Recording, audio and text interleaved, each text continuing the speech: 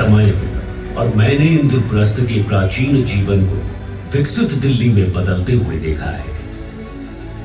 दिल्ली ने पहली सांस इंद्रप्रस्थ के घाटों पर लगभग 1400 BCE में, जब पांडवों ने यमुना के किनारे अपना राज्य बसाया। श्री कृष्ण ने अर्जुन को धर्म और मर्यादा का मार्ग दिखाया और इंद्रप्रस्थ धर्म की राजधानी बना।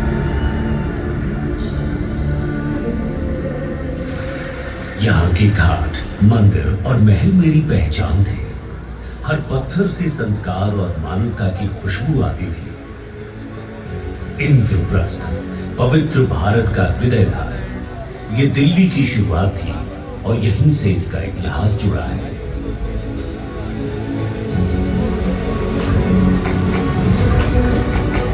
मैं बीतता गया और 736 ईस्वी में तोमर राजा अनंगपाल ने दिल्ली का को मजबूत बना और लाल कोट की दीवारें खड़ी की। फिर पृथ्वीराज चौहान आए, जिन्होंने दिल्ली में किला राय पिथौरा बनाया और यहां अपनी राजधानी स्थापित की। तोमर शौर्य और चौहान वीरता ने मिलकर इसे एक नई पहचान के साथ और भी ज्यादा मजबूती दी। 1526 में मुगल शासन आया और 1639 में शाहजहां ने दिल्ली को शाहजहानाबाद बनाया। फिर जब उनके दौर का अंत हुआ, तब दिल्ली फिर अपनी असली पहचान में वापस आ गया। इसका इतिहास और इसकी संस्कृति हर युग में अपनी गहराई में बनी रही और इसकी वीरता के पत्थर सदा अमर रहे। फिर आया सन 1911, जब ब्रिटिश ने कलकत्ता से राजधानी दिल्ली शिफ्ट की। किंग जॉर्ज V के दरबार में दिल्ली को आधिकारिक राजधानी घोषित किया गया। 1912 में इस बदलाव को लागू करते हुए दिल्ली को चीफ कमिश्नर्स प्रोविंस बनाया गया, जहां शहर का प्रशासन एक चीफ कमिश्नर के हाथ में था, बिना किसी विधायिका या स्थानीय स्वशासन के। लटियंस और बेकर के द्वारा डिजाइन हुआ रायसीना हिल और नए एडमिनिस्ट्रेटिव बिल्डिंग्स ने दिल्ली को नए रूप में सजाया, आधुनिक भारत के सपने का प्रतीक बनकर। फिर समय आया आजादी का। ये धरती भारत भूमि, जन्मभूमि बनी अनेक महान वीरों की। इनमें से एक थे सरदार वल्लभ भाई पटेल। सिर्फ एक नेता नहीं, बल्कि दिल्ली के लिए विश्वास का प्रतीक थे। आजादी के बाद जब विभाजन का घाव सबसे गहरा था, तब दिल्ली लाखों शरणार्थियों की पनाह बनी। मैं तो अपने दुख में डूबा रहता, पर सरदार पटेल की अटल इच्छा शक्ति ने मुझे नई ताकत दी।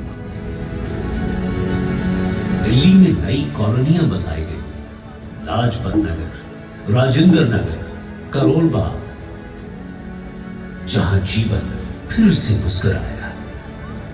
पटेल की दृष्टि से दिल्ली हर बदलाव को अपनाती गई और इसकी गलियों में सुरक्षा, विकास और इंसानियत के नए रंग बिखरते रहे।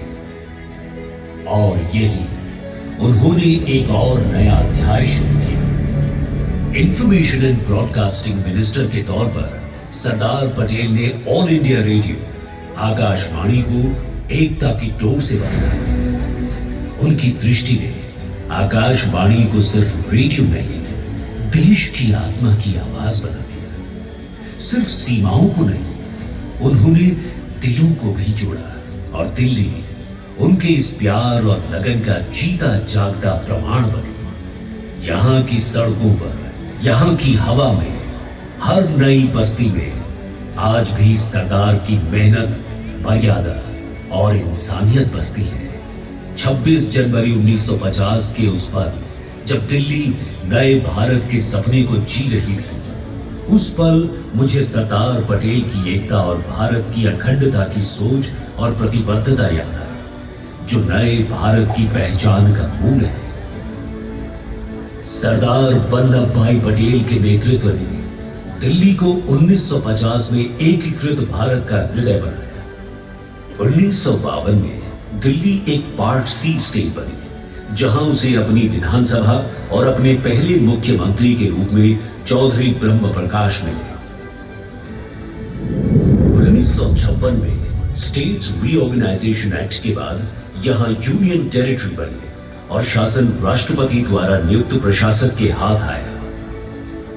1967 में मेट्रोपॉलिटन काउंसिल और लेफ्टिनेंट गवर्नर के साथ सीमित सलाहकारी व्यवस्था बनी, लेकिन 1991 में संसद ने दिल्ली को नेशनल कैपिटल टेरिटरी एनसीटी का दर्जा दिया, जहां विधानसभा का गठन हुआ, पर उसके अधिकार क्षेत्र से लैंड और पब्लिक ऑर्डर को बाहर रखा गया।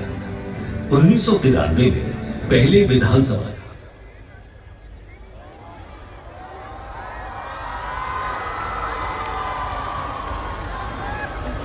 इसी के साथ दिल्ली सिर्फ राजधानी नहीं बल्कि भारत के लोकतंत्र का धड़कता हृदय बन गई।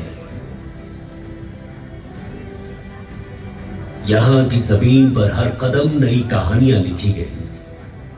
1998 में मेट्रो का सपना शुरू हुआ। 24 दिसंबर 2002 को अटल बिहारी वाजपेयी ने पहली ट्रेन को हरी झंडी दिखाई और इसके अंदर ही लोकतंत्र, संस्कृति और प्रगति का संगम बना।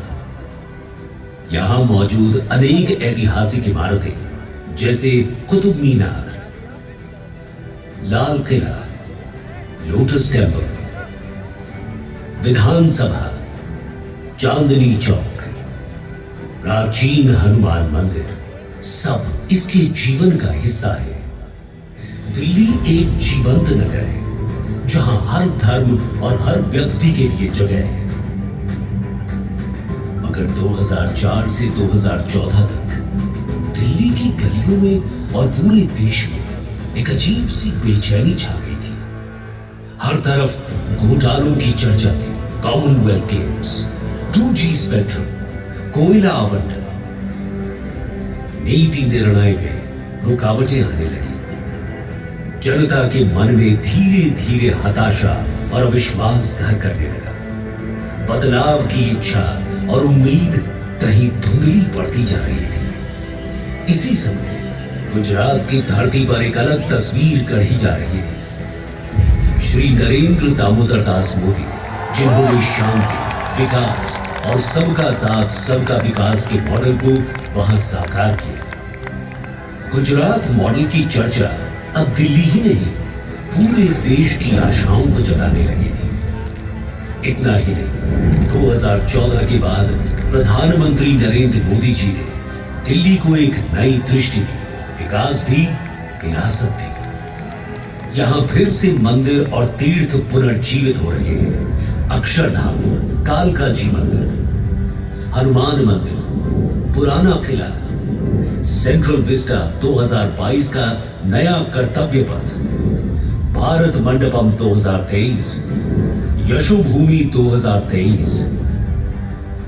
ये दिल्ली के अभिमान के नए स्तंभ हैं। यमुना घाट का पुनर्विकास, स्वच्छ भारत मिशन और स्मार्ट इंफ्रास्ट्रक्चर इसको विश्व नगर बना रहे हैं। यहां के पुराने इतिहास के पत्थर और नए सपने अब साथ साथ हैं। ये इंद्रप्रस्थ भी है, किला राय पिथौरा भी, शाहजहानाबाद भी और न्यू दिल्ली भी। ये मंदिर की घंटी है, मेट्रो का गति चक्र भी। यहां के इतिहास के हर पत्थर ने मेरी नई उम्मीदों को संभाला। आज फाउंडेशन डे पर मैं बस इतना कहना चाहता हूं, दिल्ली वो जगह है जहां भक्ति भी जीती है और भारत भी। विकास, विरासत, विजय, यही है दिल्ली की पहचान। दिल्ली है विकास और विरासत का प्रतीक।